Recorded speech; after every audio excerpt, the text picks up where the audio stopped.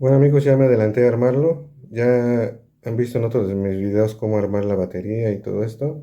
Solo quiero hacer algunas observaciones. En este amplificador, por ejemplo, no sé si recuerdan que en otro video tuve el problema de que está mal marcada la polaridad en este canal. Aquí aparece como positivo, negativo, pero en realidad es negativo y positivo. Si lo conectan como está marcado, una de las bocinas no va a funcionar bien y no van a sentir el bajo.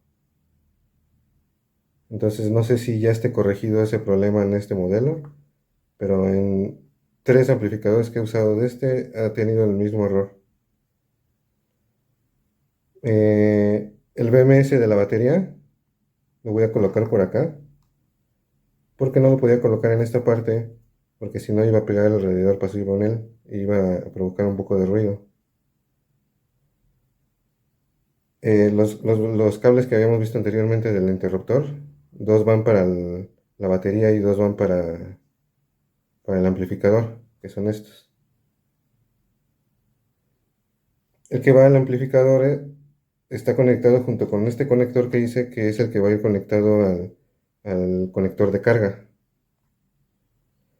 El tweeter está conectado a un capacitor de 1.5 microfaradios de 100 volts, no polarizado, y se conecta así. El positivo del tweeter va a una de las patitas del condensador y la otra patita va al positivo de la bocina, que es esta. El negativo del tweeter, que es este cable azul, va conectado al negativo de esta bocina. ¿Sí? El cable, porque luego me preguntan que qué tipo de cable se debe usar para las bocinas. Yo pienso que para este tipo de proyectos pequeños del 16 al 12 es un buen calibre. El 14 o 16 es un buen calibre para este tipo de bocinas pequeñas.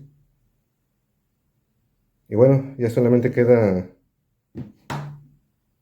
fijar bien todo con silicón y ya les muestro cómo quedó.